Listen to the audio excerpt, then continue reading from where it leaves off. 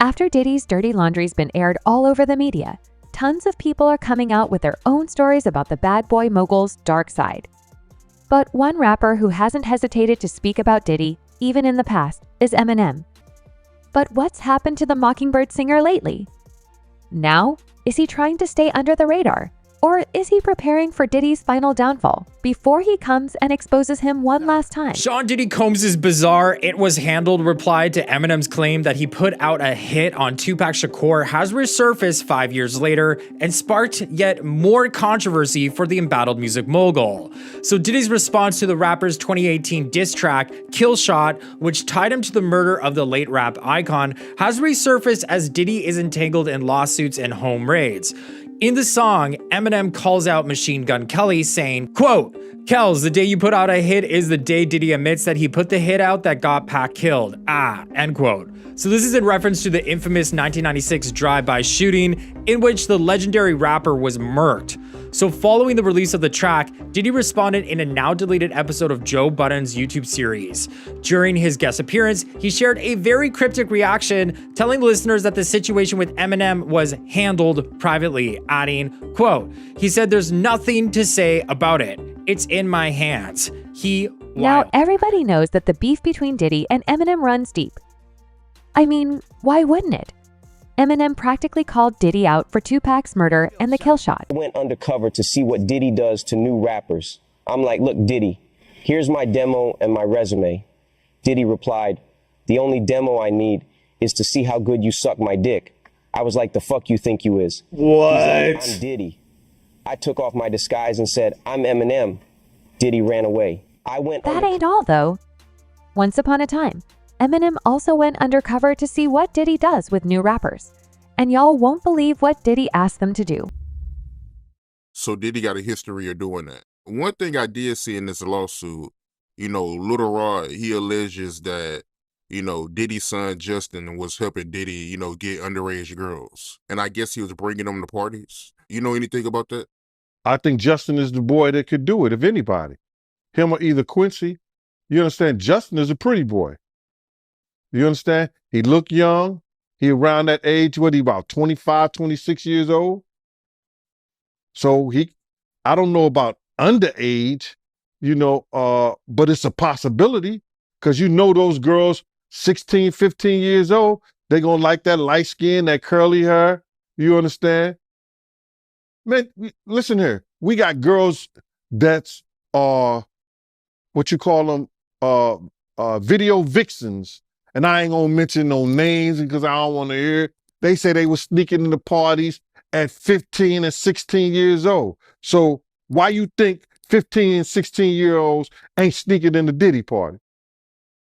So Lil Rod, if he having conversations with him, he may say, yo, how old are you or something like that? Somebody say, I'm like 16, I'm 15. Somebody had to tell him their age for him to know. Who you came here with? I came here with Justin. So what did I say? Yeah, I mean, that's a good point. And looking at this lawsuit, right, Lil Rod, he alleges that, Diddy promised him a Grammy if he participated in homosexual activity. I read that, man. You understand? And what kind of power do you have when you can promise somebody a Grammy award? Who are you doing something with, or who do you know that can promise? Beyonce did Beyonce get a Grammy for anything? Did she get a Grammy for an album or anything like that? Has she got a Grammy? She got Grammys before, right? Yeah, she got Grammys, but she never got one for Album of the Year, though. Right.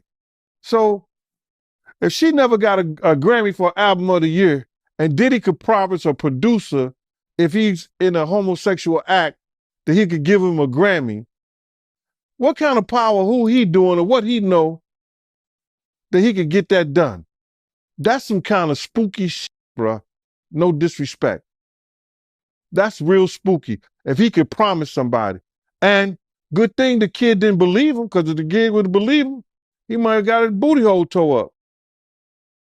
So my whole thing about it is, listen here, man. He has to have some real power, but he showed us his power. Remember at the BET Awards? Remember when they was trying to go to commercial? And he said, nah, we're not. Whoever done that, bruh? Whoever stopped the people from going to commercial? Nobody ever did that but Diddy, bruh. So he had some kind of power at one time. We don't know if he still got that power, but at the BET Awards, when they wanted to go to commercial, he did not allow them to go to commercial. So evidently, he knows somebody, or he doing somebody, or somebody doing him, allegedly. You talking about when he was giving that speech at the BET Awards for the Lifetime Achievement Award? When he gave his speech, he just kept going, bro. He just kept going and wouldn't stop. And he said, it don't matter how much it costs. We're going to keep going. And they wouldn't even go to commercial. That's never happened before, bro. Never. But you know what? Does it really come as a surprise to anybody right now? Especially after Diddy's ex-bodyguard Gene Deal revealed that Diddy promised Lil Rod a Grammy if he participated in gay activities. I think not. I was running around with Puff for a minute, but we was just partying, man. Puff liked to party. So that's basically all we did. I think the few times I was running around with D-Mac and Puff, we just did a bunch of partying. We might have went to the studio once or twice, but I didn't get to record nothing. I was just, Another rapper who mistakenly exposed Diddy for his dirty ways is The Game, who's been to so many of Diddy's infamous freak-off parties.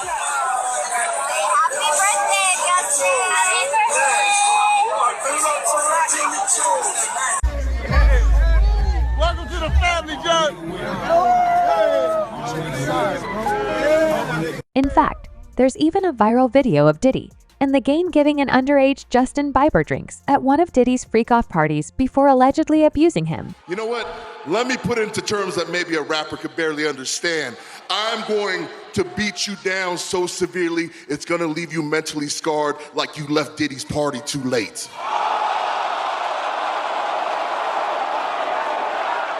Cause, yo, let's be real, the entire entertainment world seems to know what went down at Diddy's parties. Why do you think TD Jakes was at Puff Daddy's birthday party?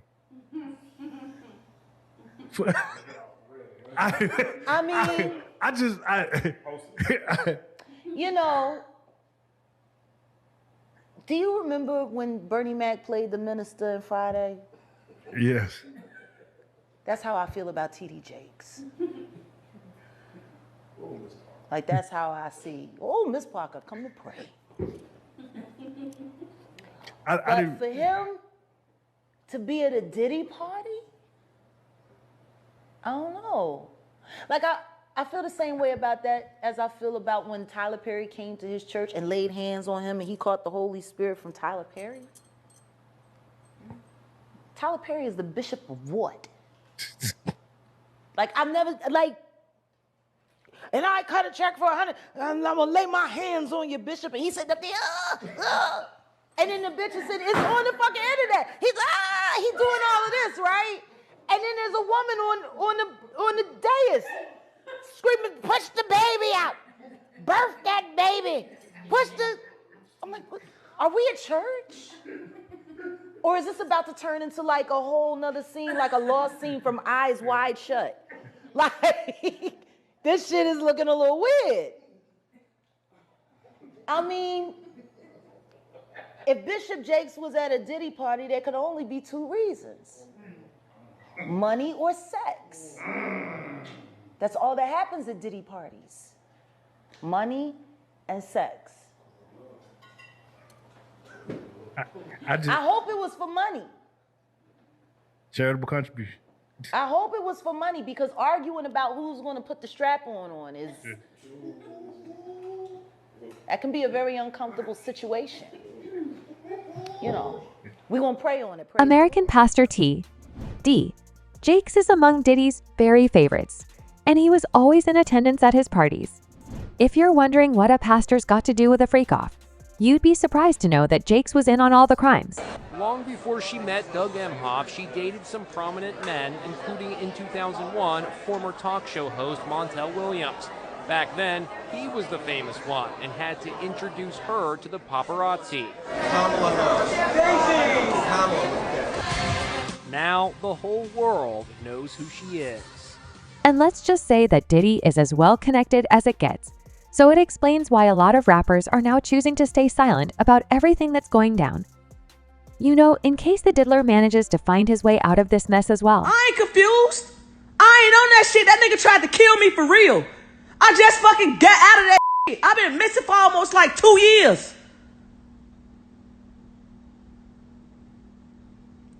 I didn't even know where the f I was at.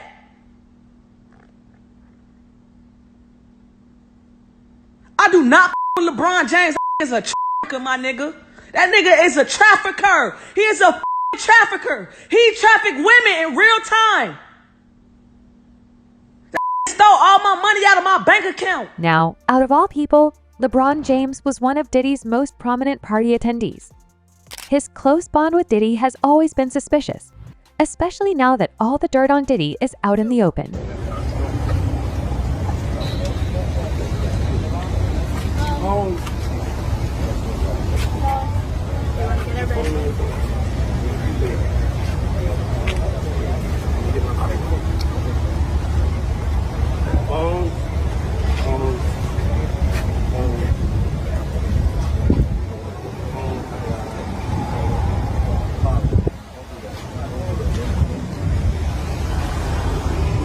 Phones, guys. I need your phones. I need your phones. I need your phones. Thank you. Thank you. Thank you. Thank you. And Quincy, I know you have 2 phones, Quincy. Oh, there you go. That's what I love. Yeah. And let's not forget about this former double, UNB star who claims that James trafficked her and many other women. So maybe he's a part of Diddy's sex trafficking ring too. I like when you like this, Daddy. Yeah, you put my bag Daddy, in. I like when you scrambling and scraping for shit. No, I got I like that. Shit. You know, I'll be practicing. I got yeah.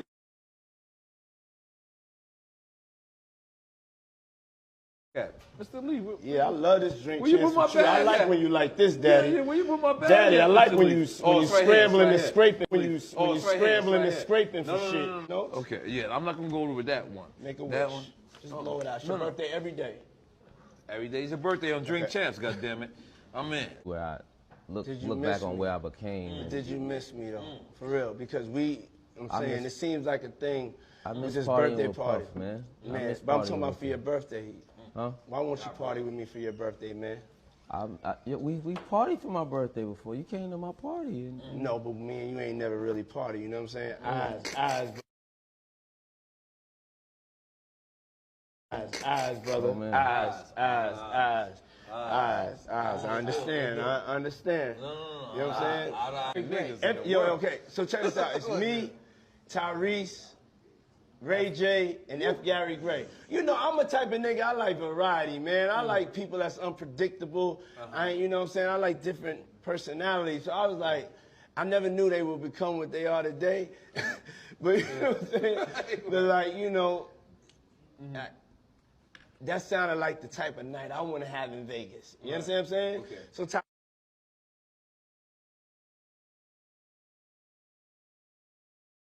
So Tyrese kept on talking. This is a Floyd fight, right? Yeah. And Tyrese keep on talking about like how you got to get back for church. And we just like, yo, the night ain't start. You got to get back for church. We in motherfucking Vegas, nigga. But like, you can go to church next week. You know what I'm saying? Sending your thing. You know what I'm saying? Ain't nothing but we in Vegas. Don't be bringing God into this situation. Don't bring God into this situation. You know what I'm saying? F. Gary Gray is like, nigga, shut the fuck up. You know what I'm saying? Then you got Ray J. So Ray J is... If you don't believe it, take a look at this video where all of Diddy's guests have to turn their phones in before hopping on a yacht to attend this freak-off party. Yeah, the diddler made sure that nobody could ever record any of his crimes except for, you know, himself. This motherfucking city, nigga. I love New York. You gon' respect this hustle. Now what you know about that? Well, there's plenty of instances where Diddy's actually been recorded being sexually suggestive and inappropriate with other people men. To be specific. No, this right here is crazy. I bet you guys were like, oh, what are we looking at? Oh, you remember this guy right here? He literally let cell phones on the island, in the tunnels, and everywhere. You should know that cell phones can be tracked. Now, we know we got the flight logs and they redacted a whole bunch of names and changed a whole bunch of names. But what's even better than that is an intelligence firm called Near Intelligence literally mapped out the location of every phone that was on that island. And Florida is lit up. And this right here shows you the state of America, when they can have flight logs, even geo cell phone data, but yet they leave them all alone, but they can show up on your doorstep if you say something wrong on social media. Meanwhile, PDiddy is still walking the streets in Miami after the feds raided his house. What's up? Miami's like that. It's a move. Now does that look like a stressed out fall guy to you? No, he's a gatekeeper. They all are. Now, that kind of behavior is why Diddy's being compared to Epstein and all the trafficking that he was involved in. Looking at this lawsuit, right, Lil Rod, he alleges that, Diddy told him personally that he had sex with Usher. And when you look at the lawsuit, even though they got Usher's name redacted, you could tell who it is because they describe him as the guy that performed at the Super Bowl. Right. So, we all know who that is, but how you feel about that, man? Well, I mentioned that earlier, that he said about Stevie J. The Usher part, that's a touchy situation, man. But he got on Shay Shay and he mentioned how great and how good Puff taught him and everything. You know what I'm saying? About the business. I know, and people know, that was around that in that time that Puff and Usher did have a situation. And that situation led Usher to the hospital. Now, I let Usher explain that to y'all. I let Usher tell that story. But how dare you say a man that groomed you, you gonna give him a pass? Now, I'm telling that because you taking up for somebody that you know and a lot of more people know didn't do you right. Let Usher explain that to you. Let Usher mama explain that to you. And the hospital was in Scarsdale, New York. Diddy's former bodyguard, Gene Deal himself, has revealed that Diddy groomed Usher when he was just a kid, even sending him to the hospital with all the abuse that he put him through. I knew I used to wait outside of Turkish baths for him. You know what they do in the Turkish baths? No, I don't. Oh, you don't? Okay. That's where a lot of gay men meet. And they all take hot baths together.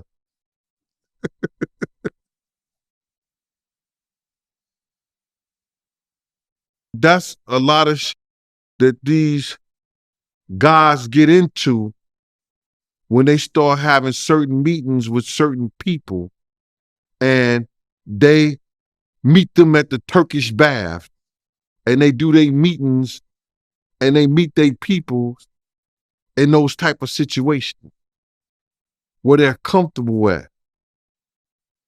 So they don't have to worry about their indiscretions coming out. You mean? You understand what I'm saying? So that's why, twice, sometimes 3 times a week, me and the driver be outside. He'll run into the Turkish bath. And well, let's just say that Gene's seen a lot, and he's got enough dirt on Diddy to send that rapper to jail forever. Oh yeah, because go Mac wanted me to motherfucking bring up all that, but you work with Puffy. You work with Puffy, right? Yeah, I work with him. He flew me out to Miami. Yeah. And, when you got asked this nigga did he party? Yeah, nah. Listen to me. This is real shit. So when I went out there, Peas, it was cool, and I worked pretty quick. So he left for a little bit, then came back to the studio. I had the song done. Sometimes I feel like I'm lonely. He was like, "Oh, B, that's hard." Woo, woo, woo. I like, because he love Above the Law. I love NWA, cocaine. So he took me out. He said, "We're going out tonight, right?" So I was like, "Oh shit, that's Puff Daddy." Right, you went out with him. Yeah, so we ain't gonna judge yet. This story got an ending. Don't jump ahead. Go ahead, cocaine. So I hop in the whip with him, You know. You hopped in the whip with him? Yeah. All right. The brother pulled out, no bullshit. No! Wait, okay, go ahead, my bad. I'm fucking with you. The brother pulled out these things, and it was these pills. It was an ashtray full of ecstasy. He said, "You want one?" I said, "Nah, man, I don't do that. I don't smoke weed." So we go to this club, popping club, and we go to the first floor. It's cool. It's popping. Everybody's, hey, man, getting on, doing their thing, right? But then we go to like second floor, and it's kind of different. But then we go to the third floor, the upper room. Not the third floor. The upper room. I'm fucking with Look, you. I look to the right. Man's kissed this man. Man's kissing. Nigga, I looked at that puppy like, nigga, where you got me at, homie? Nigga, where you got me at, homie? Right. He knew I was uncomfortable, so he dropped me off immediately. Okay. And that was that, and I left the next day. But that's respect. Okay. Yeah, that was. He still tried to see what's up, but Yeah. he realized. Nah. So actually, Puffy a G. He Yeah. tried to even pull that with you in any way. Nah, I wasn't. Yeah, come on, man. Come on. He's like, He on, did man. not offer to take you shopping, though. No. I think the nigga did try to bait me in, though, but I'm like, come on, man. He was trying to see how you was moving, because Yeah. all you got to do most of the time is just throw the alley-oop to most of these motherfuckers like Lil Rel. They be like, how I do it? Yeah, because at that time, P, you know, it was cracking. I was on the last meal, Dr. Dre Chronic 2001. So he was, you know, besides the Above the Law, he was like, man, you cool. And this is what year was that? Wait a minute. This was in 2000. Yeah. Okay. Yeah. That was that was my puppy story. That's but that Puffy story deep, because let me tell you something. I done heard a lot of them just like that. Yeah. They try to throw alley-oops at niggas. First of all, I'm too scared to get in the car with any nigga I don't know. Yeah. I was at my motherfucking uncle funeral. I was like, hey, I ain't getting in the car with y'all. Follow you. Yeah. I'll follow you. I be too scared to get in cars with guys, but especially strangers. It was an experience, you know, to do music, but then it was uncomfortable. Cocaine is also